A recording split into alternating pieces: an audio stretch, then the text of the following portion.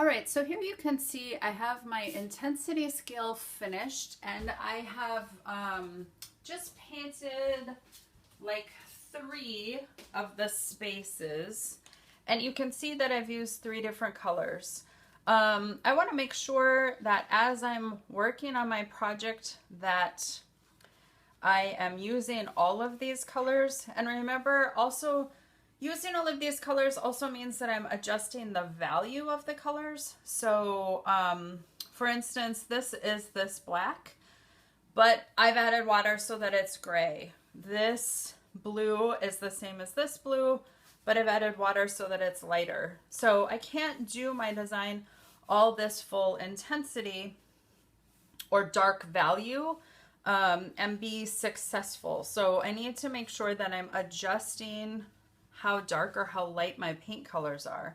Some of this is still a little wet, so I'm going to go ahead and turn my page so that I can keep working. Also, something else to think about is making sure that we're using the watercolor techniques from earlier this week. You are required to use at least 3 of them. So remember, one of those techniques is a graded wash. So a graded wash means that I'm going to add water to make my color get lighter as I move across the sheet. So I'm going to go ahead and grab some water, and I'm going to pull this color down, making, being careful when I'm going around a shape. I don't want to lose any of my shapes. Also being careful that I'm not pushing wet paint up next to wet paint, because that just makes a mess that I have to try to paint over later with kind of a darker tone of color.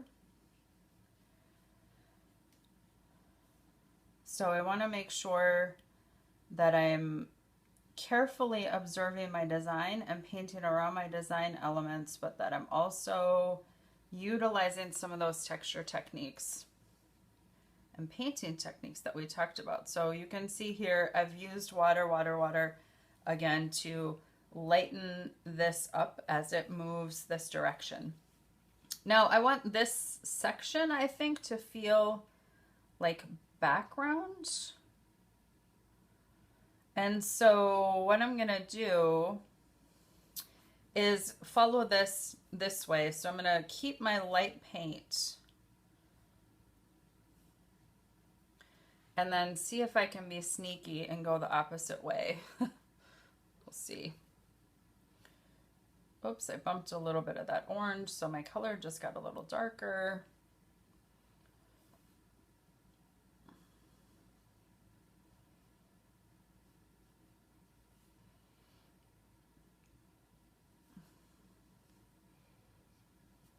So you can see I'm working just to fill in that whole space.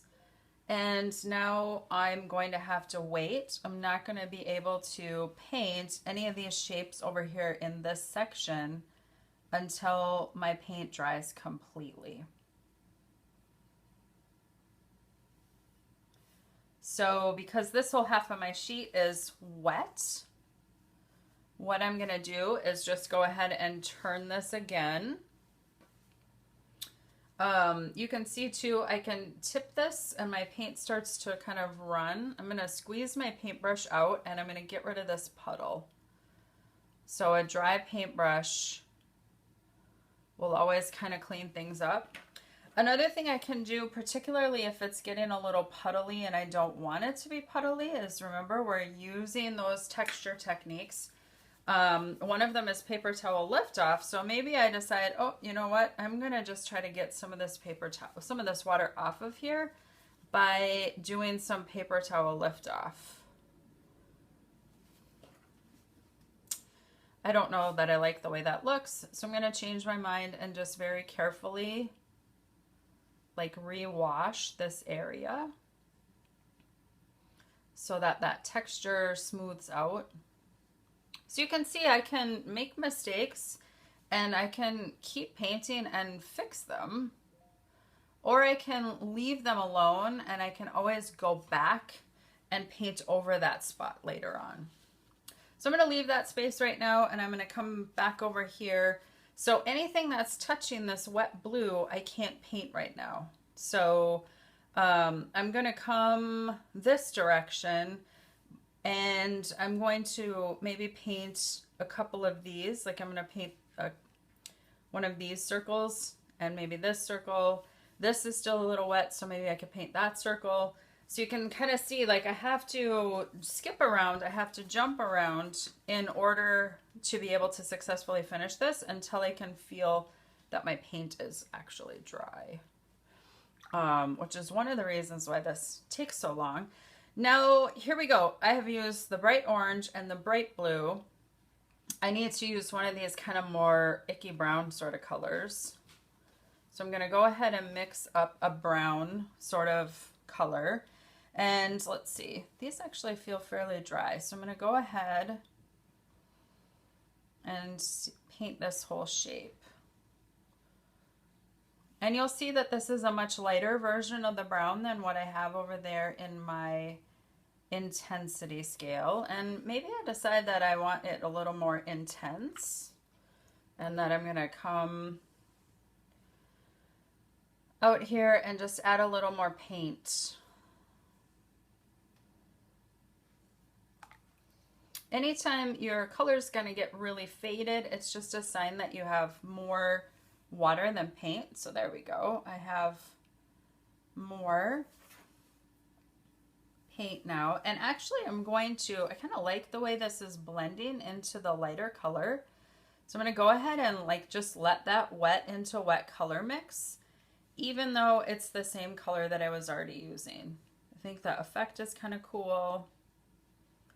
So I'm going to go ahead and just keep painting. After I get a couple more shapes on here, I'm not going to be able to paint anymore until everything is dry.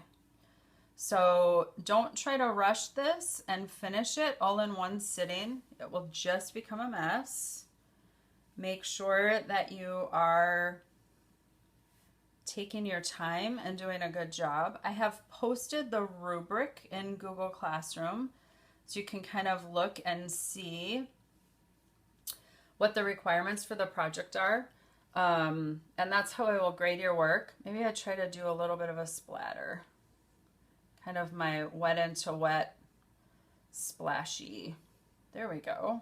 And then that gives me another one of the techniques, right? So there we have, I've done some wet into wet color mixing here with this one. I've also added it to a graded wash. It's definitely darker on this side than the other side. And you know, that kind of makes for an interesting combination. And maybe I decide, because I have some of this dark blue going on here, just mix a little bit of my orange in so that I get a really nice dark navy blue. I'm going to go ahead and paint this shape.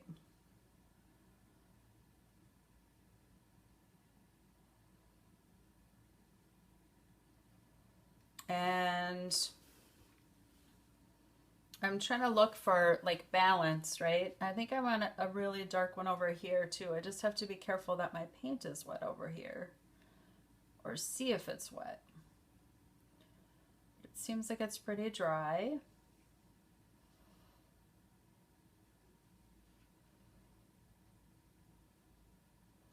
And I'm just going to continue to work a little bit at a time, a little bit at a time.